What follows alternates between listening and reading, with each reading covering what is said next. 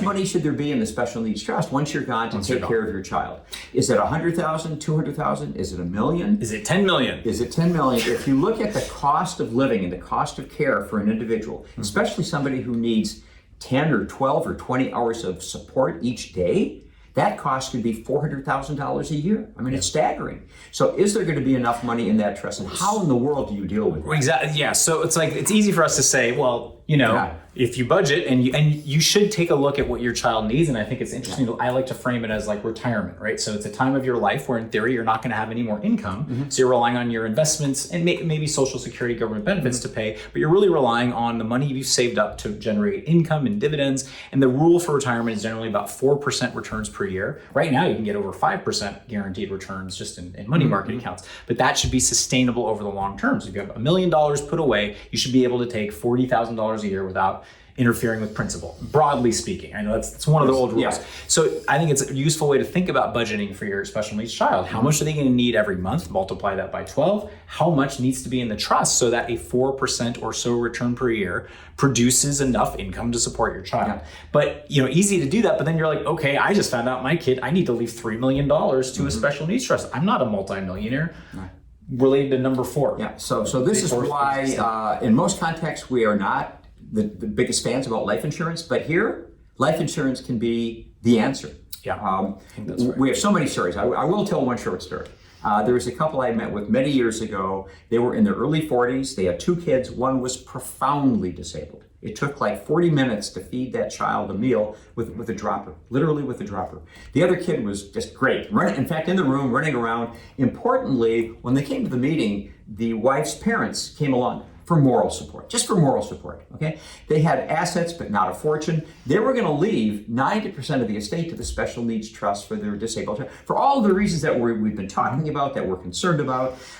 So many lengthy discussion took place, and we talked about some options, and one of them was life insurance. Yeah. So long story short, the insurance professional with whom we worked developed 2 or 3 approaches to fund a $1 million life insurance. So it means it guarantees $1 million will go to the trust when mom and dad are passed away. It was what's called the second to die policy. Yeah. So the policy wouldn't pay off until this relatively young couple, until the second death. So that meant to get a $1 million policy, all things considered, it wasn't that expensive. They had their medical exams, and bottom line, what they decided on was a single premium, one payment only. I think it was $62,000. That's it, and the grandparents helped out.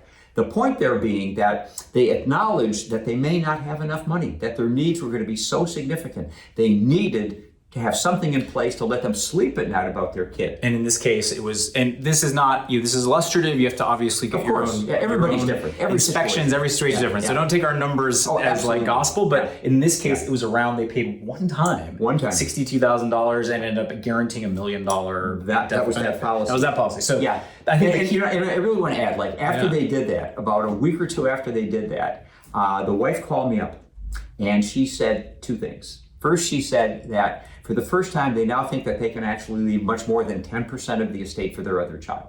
And I mean, she was emotional. I swear, she was crying on the phone. Yeah. It was very touching. Yeah. It gets me every time. Yeah. It does. And the second thing she said was that, since this happened, our parents, my parents are a little bit more involved. They understand everything more. And just because of the way this has kind of softened the edges on our planning, she said, for the first time, my husband and I took one night and we went to Monterey and my parents watched the kids. So, I mean, this was in quite a ways, this was like life-changing for this couple. Yeah. So funding the trust is the point. Yeah, so I think just to take a step back again, I think that story really illustrates the power of special needs, proactive special needs planning. We've helped hundreds of families with this and we see it all the time. This is probably the most common area where people come into our office and they're in tears when they finish the process because there's this weight lifted off their shoulders. So, I hope you get something out of this. If you have comments or if I was right or if he was right about who forgot which point, leave a comment. Right. We did merge. Oh, okay. That was painful. So, yeah. So anyway,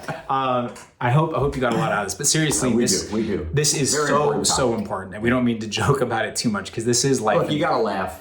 You gotta laugh. You gotta laugh. But getting that plan into place the right way can be life-changing, both for you and for your child. So hope you got a lot out of this. Comment. Let us know what you think. If you have questions about this, if you have thoughts for other discussions, let us know. And by the way, note we have a book on special needs planning. Oh, yes. It's available. So it's maybe we can put it on the camera. There we go. And we have some copies here. This is a book that we authored about this special needs trust creation and management guide that Mike and I co-authored. So I hope you got a lot of this. Subscribe, share this. Hope everybody's staying safe, sane, and healthy. Take care. Take care.